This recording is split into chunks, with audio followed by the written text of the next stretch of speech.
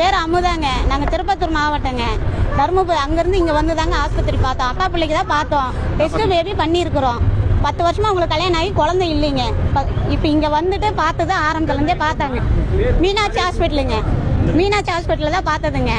அவங்க செலவு பண்ணியிருக்காங்க. 10 லட்ச ரூபாய்க்கு மேலே செலவு பண்ணியிருக்காங்க. டெஸ்ட் பேபி வச்சவங்க டிபி செக்கப் இதெல்லாம் எதுவுமே பண்ணலைங்க. பண்ணாமல் விட்டுட்டு இப்போ 2 மாதம் கழிச்சுட்டு அது இது அப்படின்னு டிபி இருந்தது, நீங்கள் சொல்லலை, அது பண்ணலை, இது பண்ணலைன்னு சொல்கிறாங்க. அவனா சேலத்துக்கு மாற்றி மாற்றி அனுப்பிச்சி விட்டுறாங்க. சேலத்துக்கும் இங்கேக்கும் இவங்க அலைஞ்சிட்டே இருக்கிறாங்க. இது வரைக்கும் 10 லட்சம் ஆயிருக்கு. இப்போ வந்து கேட்டாக்கா எங்களால் முடியாது, நாங்கள் அதனால தான் ஜிஹெச்சுக்கு மாற்றி விட்டோம். இப்போ ஜிஹெச்லேயே பார்க்கணும், இல்லைன்னா இங்கே அபாசன் பண்ணுற மாதிரி தான் 2 லட்சம் ஆகும் அப்படிங்கிறாங்க. நாங்கள் எங்களுக்கு ஏதோ ஒரு முடிவு சொல்லுங்கன்ட்டு நாங்கள் வந்திருக்கிறோம். இப்போ அங்கே ஜிஹெச்சுக்கு போனதுக்கப்புறம் அவங்க வந்து என்ன சொல்கிறாங்கன்னா, இன்னொரு 4 நாள் கழிச்சு வந்திருந்தீங்களன்னா பெரும் உயிருக்கே ஆபத்து அப்படிங்கிறாங்க. அது ஏன் இவங்களுக்கு தெரியாமல் போச்சு? இவங்க இங்கே முந்தானேற்று 2 நாளைக்கு முன்னாடி கூட இங்கே செக்கப்புக்கு வந்திருக்காங்க. சேலத்துக்கு போக சொன்னாங்க, சேலத்துக்கு போயிருக்காங்க. அப்போ இவங்களுக்கு ஏன் தெரியாமல் போச்சு? அங்கே உள்ளவங்க டாக்டருங்க தான், இவங்களும் டாக்டருங்க தான். இத்தனை நாளாக இவங்க பார்த்தாங்கல்ல 5 மாசமா, இப்போ ஏன் அங்கே மாற்றி விட்டாங்க? கேட்டாக்கா இங்கே வந்து 2 லட்சம் செலவாகும் அபாசன் ஆகிறதுக்கு அப்படிங்கிறாங்க.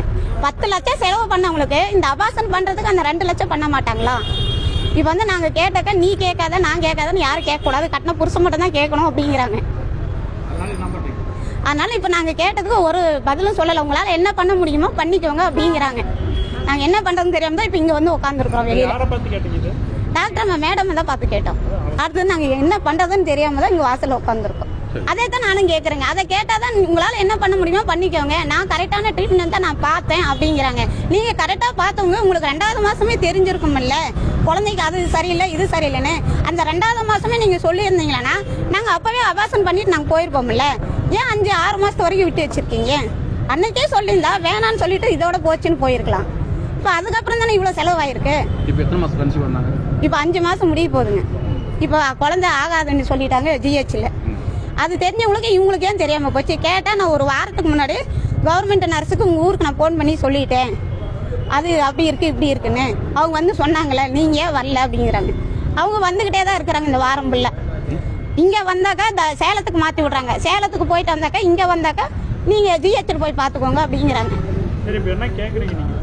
எங்களுக்கு சரியான ஒரு இது கிடைக்கணும், அவ்வளோதான். இத்தனை நாளாக நாங்கள் பார்த்தோம், இவ்வளோ பணம் செலவு பண்ணியிருக்கிறோம். என் பணம் இவ்வளோ பணம் அமௌண்ட் செலவு பண்ணியிருக்கேன், அவங்க பணம் திருப்பி கொடுக்கணுங்க. நடவடிக்கை கண்டிப்பாக எடுக்கணுங்க. ஏன்னா அடுத்தவங்க வேற ஒருத்தர் வந்து ஏமாந்துடக்கூடாது இல்லைங்களா? அதனால தான் இந்த அளவுக்கு நான் வந்திருக்கேன். நம்ம இதே மாதிரி வாங்கிங்க, அது அவங்களாம் கொஞ்சம் பார்க்கட்டும் செய்யட்டும். இந்த ஆஸ்பத்திரிக்கு வந்தால் குழந்தை ஆயிரும்ன்ற ஒரு நம்பிக்கை அவங்க கை விட்டுறணும். அதனால தான் இப்போ நான் இந்த பேட்டி நான் கொடுக்குறேங்க.